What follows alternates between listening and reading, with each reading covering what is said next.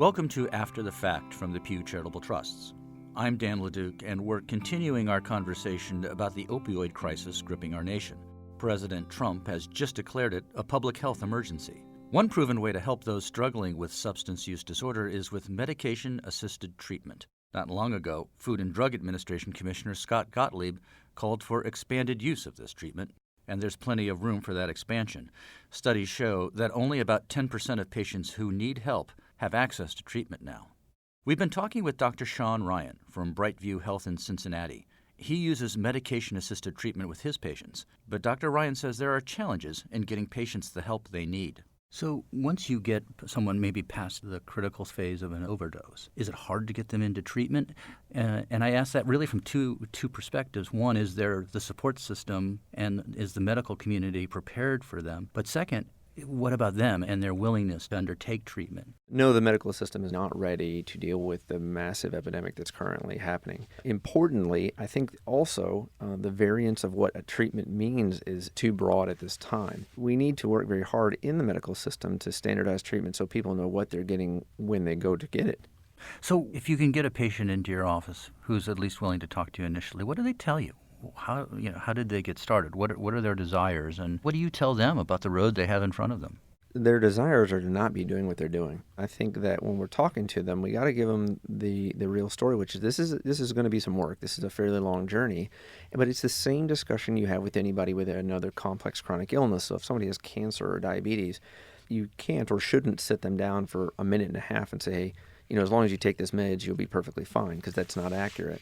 There's something called medication-assisted treatment that we hear about sometimes in relation to all of this. How does that work? Currently, there are 3 FDA-approved medication-assisted treatments, which are methadone, buprenorphine, and long-acting naltrexone. They are all very good medications and substantially increase the success of a patient being sober and getting to recovery. I spend a lot of time lecturing in different environments on the evidence and the science behind medication-assisted treatment. But if you review it as a medical professional or other scientist and look at the absolutely clear statistics that medication-assisted treatment is the best for patients with opioid use disorder. It's not just a matter of giving folks these medications. There's a lot more that goes with it. There's behavioral therapy and a lot of other sort of lifestyle structured things that you try to help them with, right? Yeah, so patients come to us in all manner of severity. I mean, they may have just started to slip down the slope of addiction and are using too many Percocet they're buying off their friend, or they may come in completely distraught and homeless, et cetera, all else. And those are not exactly the same patient. By and large, almost every one of our patients has some need for psychosocial intervention and some need for further support, whether that be cognitive behavioral therapy or other structured therapies, and almost everyone can use some case management or social support. Now, that being said, if you're in an area of the country where those sort of other interventions are not available, you don't have a competent licensed therapist, we should still advocate for medication-assisted treatment alone. Today, we have a public health epidemic of death. So we have to know, and we have to put the message out that medication-assisted treatment will save lives. When you look at the statistics, 1 out of 10 people get treatment for a substance use disorder at any time. But we know that as many as 3 out of 10 people are actively seeking treatment. So we already have 200% more people that are actively seeking it. Then we have many more people who probably would if it wasn't so stigmatized. So I think we can't lose sight of the prevention aspect. We have to stop the funnel. So we're making strides, I think, in most states around prescription drug monitoring and guidelines of pain treatment with things other than opioids. But we have a long way to go on that. Well, Sean, in addition to sort of the stigmas associated with all of this that we've talked about, there's other challenges too for some of these patients. What are they? Well, I think one of them is that people believe that an individual can just stop using opioids. And so people need to understand the drive that this chemical specifically, even more so than some of the other drugs of abuse like cocaine and alcohol, that this drug really has what I would describe as the most profound grip on people that I can ever imagine. Let's turn now to Cindy Riley from the Pew Charitable Trusts. She explains the broad reach of this health crisis and says there is a path forward to helping those in need. Right now, the country is in the midst of an epidemic. We are facing the loss of a number of lives of Americans. In fact, 91 Americans die every day due to an opioid overdose. We see more deaths now from opioid overdoses than we do from car accidents in this country. That's an amazing comparison for us. You know, a generation or two ago, we started figuring out seatbelts, airbags.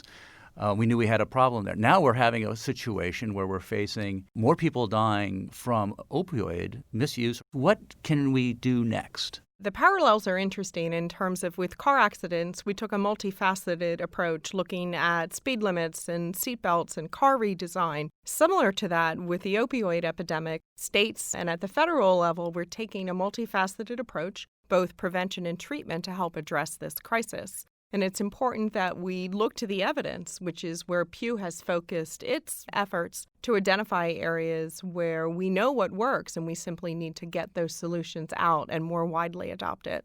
Tell us about some of the solutions that your research has identified. So on the front end, on the prevention side, one of the things we want to do is prevent the misuse of prescription opioids. So how do we ensure that these therapies, which can be very helpful in the treatment of acute pain, aren't used on a chronic nature to treat pain, where there is less evidence that they're effective and there is a significant potential for harm? So evidence has shown that there are prevention strategies such as the use of prescription drug monitoring programs. These are the databases at the state level that prescribers can check, and they can use these databases to determine what other controlled substances or opioids a patient may be taking. So they can see the patient's overall exposure as well as their risk of harm, and they can use this information to make a better prescribing decision, even determine if a patient might need an opioid or if they're already receiving that therapy. So we know that those databases, and that if doctors consult them and we remove barriers to their use, that we can improve prescribing practices. That's one strategy that has been demonstrated to be effective.